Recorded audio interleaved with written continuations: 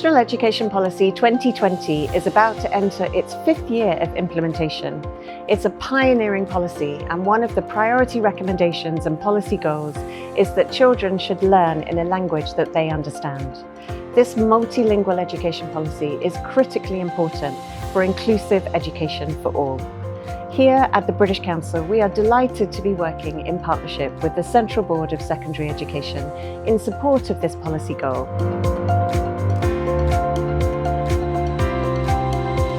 Today, we have a conference for over 250 educators who've come from all over India and internationally to share their experience of multilingual pedagogy in practice.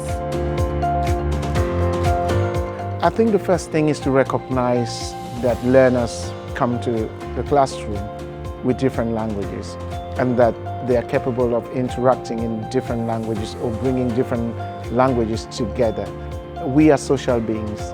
The languages too are social, so they interact. Many languages exist together in the brain, so it's quite normal for multilingual learners when they communicate to draw on the linguistic resources.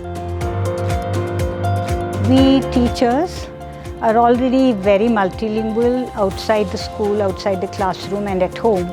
We know at least 3, 4, 5 languages, and that's true of students as well. So what we probably need to do more and more is to allow children to bring those languages to interact very meaningfully in the classroom. The direction we should go is actually to create new multilingual materials. So the main idea is actually to have a template in which we can show teachers how to incorporate different languages in order to improve and enhance language and content learning.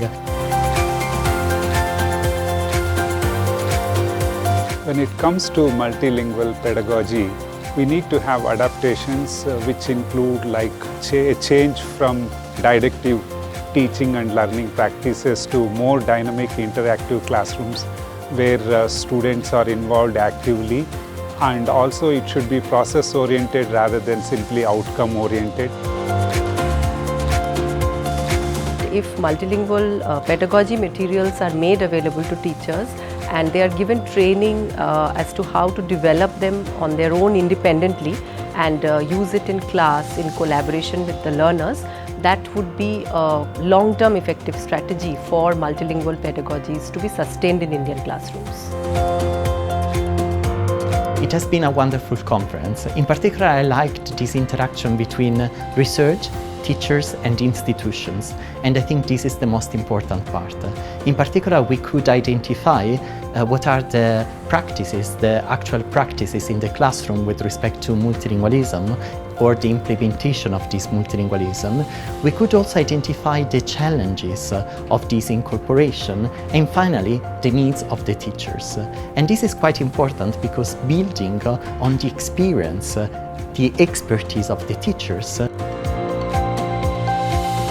Multilingual context around the world that tells them that they are not alone, their experiences are not unique. There might be unique aspects of their experiences, but the reality is that in multilingual context, different things are happening.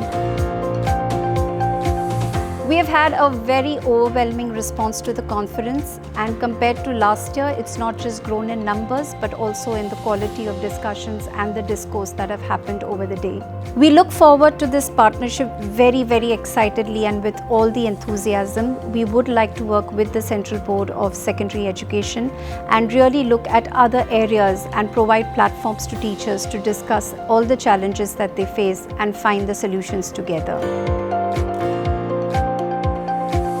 हर आवाज़ ज़रूरी है, हर भाषा महत्वपूर्ण है। आइए हम साथ साथ बच्चों को उस भाषा में सिखाइए जिसे वे समझते हैं।